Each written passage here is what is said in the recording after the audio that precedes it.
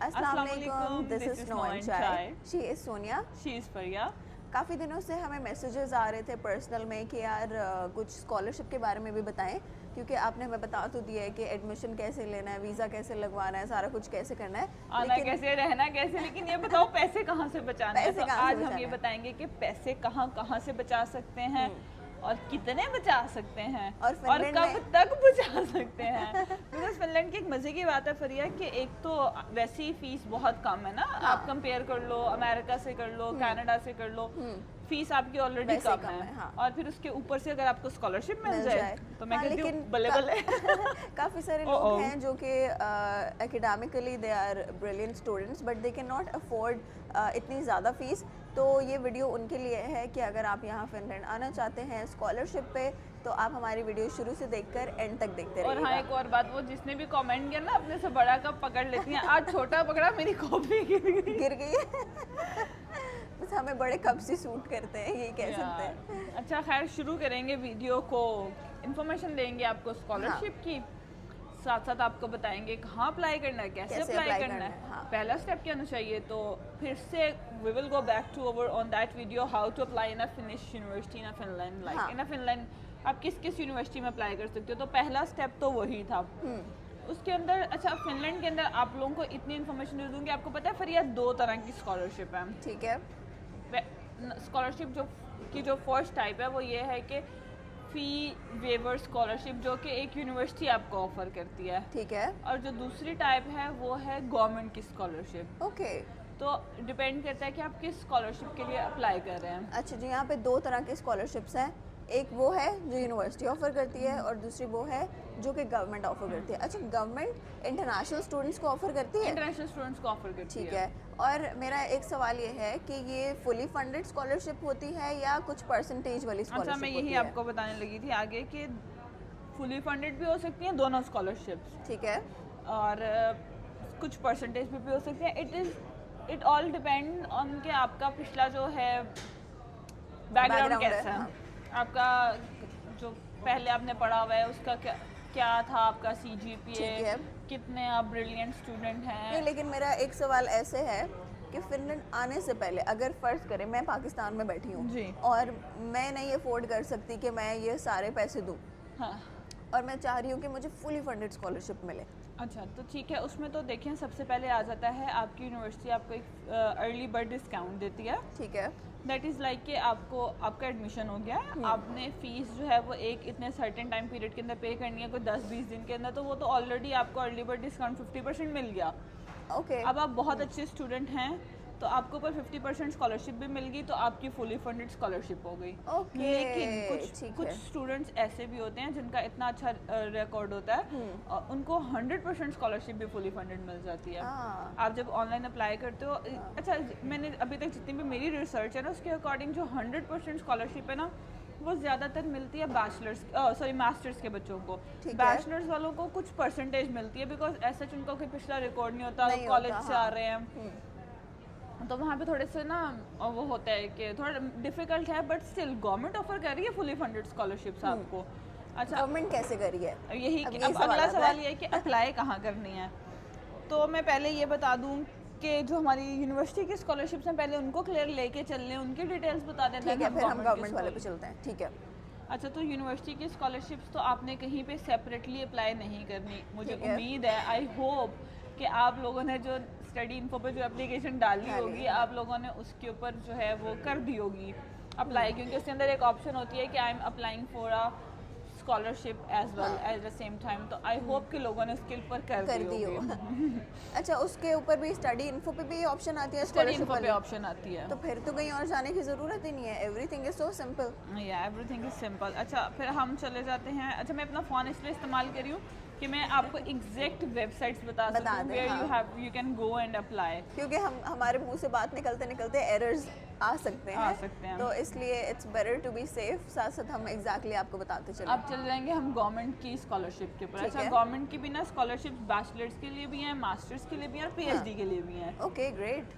और वो जो है आप गवर्नमेंट की स्कॉलरशिप का भी मज़े का सीन है कि आप at a same time 6 programmes के लिए अप्लाई कर सकते हैं। स्कॉलरशिप मतलब 6 डिफरेंट प्रोग्राम्स में आप एनरोल हो गए, then you can apply scholarship for all of them. अच्छा, इसमें कुछ स्पेसिफिक स्टडी प्रोग्राम्स हैं जिनके लिए स्कॉलरशिप है, या हर स्टडी प्रोग्राम के लिए? इस पे मैं चाहती हूँ पहले मैं ये बता दूँ। ठीक है। अच्छा, तो उसके बाद एक मज़े की चीज़ है कि आपकी गवर्नमेंट की जो आपने स्कॉलरशिप अप्लाई करनी है ना, उसके लिए no fee. Okay. There is like आपका जो है आप और वो सारा जो उनका प्रोसीजर है वो इंग्लिश में अवेलेबल है। ठीक है। It is easy to apply. अच्छा, अप्लाई कहाँ करनी है? Yes. अब सबसे बड़ा क्वेश्चन वो है opportunityportal.info। opportunityportal.info। हाँ। जिन्होंने गवर्नमेंट की स्कॉलरशिप अप्लाई करनी है फिनलैंड के लिए, उसकी वेबसाइट है opportunityportal.info। यहाँ से आपको मिल जाएंगी सारी इन्फॉर्मेशन। ठीक है। कि किस यूनिवर्सिटी की जो है वो स्कॉलरशिप चल अवेलेबल रही है। है। हाँ, कौन सी प्रोग्राम्स में है, कौन सी यूनिवर्सिटी में है, वो सारी इन्फॉर्मेशन आपको उसी वेबसाइट पे मिल कितने जाएगी। टाइम पीरियड के लिए देंगे, क्या क्राइटेरिया। अच्छा, फिनलैंड में ये सीन है कि आपकी स्कॉलरशिप हर साल रीन्यू होती है। Okay. आपने अपनी स्कॉलरशिप रीन्यू कैसे करानी है वो हम आपको वीडियो के एंड पे बताएंगे, सो प्लीज़ लास्ट तक देखिएगा, डोंट स्किप एनीथिंग। अच्छा, अब स्कॉलरशिप के लिए भी एक एलिजिबिलिटी क्राइटेरिया फरिया, Okay. वो आपको नहीं मिल सकती है। मुझे वो नहीं मुझे नहीं मिल मिल सकती सकती है। क्यों? Because we have the same rights as a European citizen. हमें तो वैसे ही फीस नहीं पे करनी पड़ेगी। हाँ। तो हमें स्कॉलरशिप की क्या ज़रूरत? हाँ, लेकिन मैं वैसे ही बता रही हूँ कि वो अच्छा, ये स्कॉलरशिप सिर्फ उन लोगों के लिए जो एशिया से आ रहे हैं, जो अफ्रीका से आ रहे हैं, आउटसाइड यूरोप से आ रहे हैं, Okay, उनके लिए ये ठीक है। स्कॉलरशिप्स हैं। ओके, हम जैसों को तो कुछ नहीं देते, बस कैला दे देते हैं। But we don't need scholarship. या वी नीड कैला मनी। नहीं, मुझे ये समझ नहीं आ रही है आपको डिसअपॉइंटमेंट किस चीज़ की है? यार डिसअपॉइंटमेंट इस चीज़ की है कि मैं भी किसी को कहूँ यार मुझे स्कॉलरशिप मिल रही ओके, है। इनको सिर्फ वो अपना आप बताने के लिए कि मैं क्योंकि पता स्कॉलरशिप पे है हूँ। मुझे उन लोगों का भी पता है जो एवरेज स्टूडेंट्स हैं, ठीक है, ऐसे ग्रेड्स उनके मैटर नहीं करे, and they are getting 50% scholarships in Novia. But you are not paying anything though, then Yeah, why do you but- need scholarship? आपको हाँ, सिर्फ स्कॉलरशिप का टैग चाहिए। बट लोग फ्लेक्स करते हैं ना, इनको we are studying on a scholarship. इनको अच्छा, सिर्फ फिनलैंड में scholarship का tag स्कॉलरशिप चाहिए। लेना इतना आसान है ना जिसकी कोई हाँ। हद नहीं है। पाकिस्तान में even though I am from FC, तो एफसी में स्कॉलरशिप का इतना सख्त क्राइटेरिया होता था हाँ। कि मैंने कभी कोशिश ही नहीं की थी कि मिल जाए।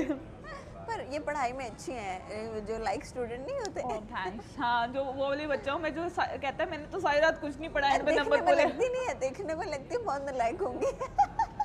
I got 5 grades in my thesis. 5 out of 5. 5 out of 5. So 5 is the maximum grade in Finland. माशाल्लाह। माशाल्लाह, थैंक यू सो मच। अच्छा, और मेरा थीसिस जो था उसका टॉपिक भी बड़ा मजे का था, पोस्ट ऑपरेटिव केयर आफ्टर थायरॉइडेक्टमी। तो किसी ने इस बारे में भी पूछना हो कि थीसिस का क्या क्राइटेरिया, तो इस पे भी वीडियो बना देंगे हाँ, यार। इनसे रब्ता कर लीजिएगा। लेकिन अभी हम स्कॉलरशिप पे रहते Scholarship पे हैं, वापस और वो जाते हैं। गवर्नमेंट की वेबसाइट का आप बता रही थी। अच्छा हाँ, मैं गवर्नमेंट की वेबसाइट तक थी, देन उसके बाद ना वो स्कॉलरशिप आपके लिए है जो नॉन यूरोपियन सिटीजन्स हैं, जिनके पास कोई ऐसे राइट्स नहीं है, उनके लिए है वो स्कॉलरशिप। और मास्टर्स के लिए उसके अच्छा, मैं जब पढ़ी थी तो उसमें मुझे पता चला कि बैचलर्स वालों के लिए तो कोई सख्त क्राइटेरिया नहीं है, आपने बस अप्लाई कर देनी है, then you are good to go. जो ठीक है। क्राइटेरिया है ना वो मास्टर्स वालों के लिए है। And what is that? That is like if my bachelor's is in computer science and I want to do masters in another field, हाँ। then I'm not eligible for this scholarship. वो तो जाहिर है, वो तो आप पाकिस्तान में भी या किसी और कंट्री में भी करेंगे, तो आई डोंट थिंक सो। अगर आपने अपनी फील्ड स्विच करनी है Yeah. तो फिर आपको नहीं मिलेगी, क्योंकि वो बैकग्राउंड नॉलेज आपकी नहीं है ना उस चीज़ Yeah. की। तो वो और- फिर आपको और स्कॉलरशिप मास्टर्स के लिए आपका CGPA भी देख रहे हैं ये लोग। Okay. पर वो कोई इतना स्ट्रिक्ट नहीं था, लाइक वो कोई बहुत ऑल द टाइम आपका CGPA नहीं देख रहे। हाँ, but it is better if it is more than 3, it is better. Okay, more than 3। Okay, yes, 3 like CGPA तो आपका 4 होता है आ ना, जाता है, it's हाँ। better, हाँ, तो 3 3 तक आ तो जाता आ ही है। जाएगा यार, फिनलैंड इतना में तो- आसानी से आ जाता है यार। ओके।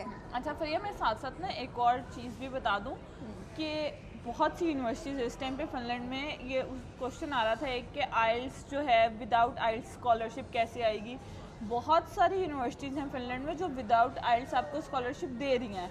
अच्छा, ये कैसे हो सकता है आइल्स के बगैर? अच्छा, फिर ये उनके अपने टेस्ट हैं, लैंग्वेज प्रोफिशिएंसी Okay, टेस्ट, आप ठीक वो है। टेस्ट देंगे and then you are ready to go. मैंने अच्छा सोनिया, मेरा सवाल ये है, आप कह रही थी कि हर साल स्कॉलरशिप रीन्यू होती है, हाँ जी। तो ऐसा क्यों? अगर हर साल आप, मतलब अगर आप 3 साल के स्टडी प्रोग्राम में आ रहे हो तो आपको हर साल रीन्यू करने की क्यों ज़रूरत है? अच्छा भैया, हर साल रीन्यू करने की ज़रूरत इसलिए है कि वो एक 60 जो है ECTS जो हमारे पाकिस्तान में क्रेडिट आवर्स होते हैं, क्रेडिट आवर्स जो हैं उनको आपने कंप्लीट करना होता है। 60 ECTS हो जाएंगे एंड देन अच्छा इस ईयर एक और चीज़ ऐड कर दी उन्होंने कि एक सर्टेन कोई भी जितनी भी यूनिवर्सिटीज़ हैं वो अपना एक CGPA बना देंगी कि you have to maintain this much CGPA, but पिछले सालों तक लाइक until 2024 ऐसा कुछ नहीं था, ठीक है। सिर्फ 60 ECTS आपने कंप्लीट करने हैं, this is for bachelors and then you are eligible for the 50% scholarship. 50%? But I am talking about fully funded scholarship. अच्छा, फुली फंडेड का भी यही है कि आपको जिस क्राइटेरिया के ऊपर वो स्कॉलरशिप मिली थी, मेक श्योर कि वो क्राइटेरियाज ख़त्म ना हो। आपने अपना through out the study plan आपने मेंटेन रखना है। ये ना हो कि आपके पहले ग्रेड्स अच्छे थे, यहाँ आपके ग्रेड्स कम हो गए हैं, गिर गए हैं, तो फिर तो आपको स्कॉलरशिप नहीं मिलेगी, जाहिर सी बात है। पर वही बात है कि अगर आपने स्कॉलरशिप लेनी है पाकिस्तान से या इंडिया से या किसी और कंट्री से, तो आप उस वेबसाइट पे जा सकते हैं। बहुत सी यूनिवर्सिटीज़ जो विदाउट आइल्स भी ले रही हैं, तो हम उन यूनिवर्सिटीज़ के नाम आपको बता देते हैं, आप लोग उनको चेक कर लीजिएगा एक दफ़ा। ठीक है। जैसे कि लैब यूनिवर्सिटी है लाहती में, और ये ऑफर करिए बैचलर्स पे और मास्टर प्रोग्राम जिनमें स्कॉलरशिप भी अवेलेबल है, ठीक है, इंटरनेशनल स्टूडेंट्स के लिए, और ये अपना प्रोफिशिएंसी लैंग्वेज प्रोफिशिएंसी टेस्ट लेंगे। अच्छा, सो यू कैन कंपनसेट तो दैट वो टेस्ट फिर आपको आई थिंक ऑनलाइन ही देना पड़ेगा, आपको वो आइल्स की तरह जाके नहीं देना पड़ेगा, वो फिर उनका अपना टेस्ट है तो आपको वो टेस्ट देना पड़ेगा। अच्छा, Metropolia one of the very good universities of Finland, वो भी आपको सेम ऑफर कर रही है कि different range of programmes offer कर रही है, स्कॉलरशिप ऑफर कर रही है, वो स्टार्ट वाली फ़ी वेवर ऑफ स्कॉलरशिप ऑफर कर रही है, और उनका अपना जो है लैंग्वेज प्रोफिशिएंसी टेस्ट है। ओके, सो वो भी आपको आइल्स के बगैर ले रहे हैं। आप लोग आइल्स से घबरा जाते हैं, लेकिन आप इतना घबराए नहीं, क्योंकि मैंने देखा है कि जितने भी लैंग्वेज टेस्ट होते हैं वो मिलते जुलते ही होते हैं। तो अगर आप आइल्स नहीं दे रहे हो तो आपको ये वाला टेस्ट तो देना पड़ेगा। There are options to get a fully funded scholarship without IELTS. Yes. Like you can try LAB, University of Applied Sciences, Metropolia University of Applied Sciences, Arcada University of Applied Sciences.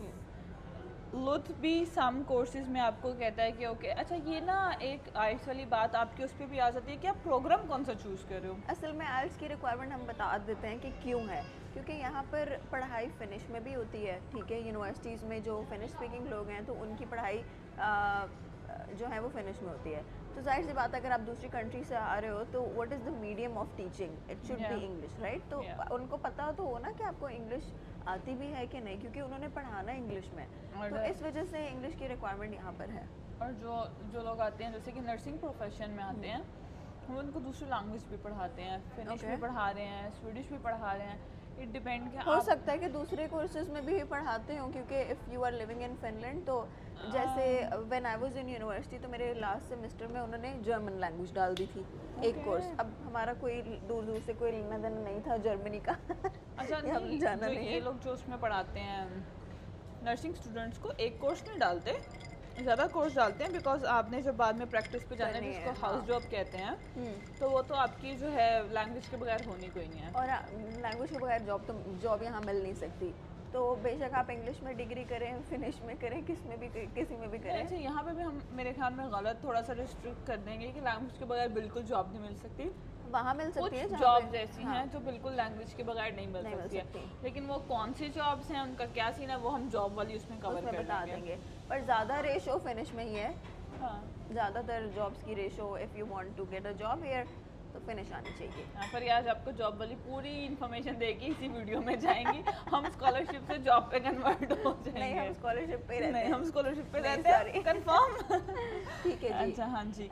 अच्छा, तो फरिया इस सारी scholarship वाली video में आई think सो एक चीज़ जो हमें remind करनी चाहिए फिर से, वो कि why you have to choose Finland. Yes, why do you have to choose Finland. I mean Finland से बेहतर जगह आई डोंट थिंक सो आपको कोई मिल सकती है। स्टूडेंट लाइफ अच्छी है। हाँ, स्टूडेंट लाइफ अच्छी है, ये लोग आपका ख्याल रखते हैं। आपको ऐसे मैंने देखा है काफ़ी कंट्रीज़ में वीडियोस आ रही होती है ना इंस्टाग्राम पे, आप स्क्रॉल कर रहे होते हो, कुछ कनाडा में स्टूडेंट्स हैं, इंडियन स्टूडेंट्स हैं, या पाकिस्तानी स्टूडेंट्स है, they are struggling, working hard, और फिर भी उनका कुछ नहीं पूरा हो रहा, फीस नहीं पूरी हो रही, और बहुत ज़्यादा वहाँ फीस भी तो बहुत ज़्यादा ना फरिया, बहुत ज़्यादा फीस है। अगर आप जहाँ पे आप 10,000 यूरो दे रहे हैं, हाँ, वहाँ पे मुझे याद है मेरा भाई यूके में यूनिवर्सिटी ऑफ चेस्टर से पढ़ा है और उसकी 25,000 पाउंड थी, कुछ इस तरह से उसकी फ़ीस थी। सो कहाँ आप 8-10 हज़ार यूरो दे रहे हो, उसमें भी आपको 50% डिस्काउंट मिल रहा है। अच्छा, ये डिस्काउंट ऐसे नहीं मिलता कि बस आपको कह दिया कि जी आपका डिस्काउंट मिल गया। जैसे कि मैं आपको एग्जांपल देती हूँ कि एक स्टूडेंट है, उसने आया है, उसने फ़ीस सबमिट कराई है। अच्छा, अब इसमें भी ये है कि आपने सेमेस्टर जमा करानी है, पूरे साल की ना जमा कराओ, दैट्स ओके, सेमेस्टर जमा करा लो। अगला सेमेस्टर आपको फ़ीस वेव कर देंगे। अब जो फाइनल ईयर के स्टूडेंट हैं जिन्होंने अपनी फीस जमा करा दी हुई है, लाइक 3,000 जमा करा दिया जी, इस सेमेस्टर की फीस है 3,000 दे दिया। सेमेस्टर खत्म होने के बाद डिग्री खत्म हो चुकी है and you are eligible for the scholarship, they will return you 1,500 euros in your account. Wow, this is great. वो आपकी स्कॉलरशिप ऐसा नहीं करते कि आपको कहते हैं कि आप फीस कम सबमिट कराएं, वो आपके पैसे आपके अकाउंट में भेजते हैं, that this is your scholarship money. चलें, if you get your money back then इससे अच्छा पैकेज आपको नहीं मिलेगा। अच्छा सोनिया, मेरे दिमाग में एक छोटा सा सवाल आ रहा है, हमने इनको बताया था गवर्नमेंट स्कॉलरशिप का, पर जो दूसरी यूनिवर्सिटीज़ वाली स्कॉलरशिप थी वो भी सेम वेबसाइट से ही देखेंगे? अच्छा, यूनिवर्सिटी वाली स्कॉलरशिप हर यूनिवर्सिटी की वेबसाइट पे अवेलेबल होती है और वो studyinfo.c पे अवेलेबल है। जब आपने अपनी एप्लीकेशन सबमिट कराई है, एट द सेम टाइम आपने स्कॉलरशिप के लिए आई होप अप्लाई कर दिया होगा, नहीं अप्लाई किया just send them a email के ओके आई थिंक सो मैं ये मार्क करना भूल गया हूँ, so I want to do that.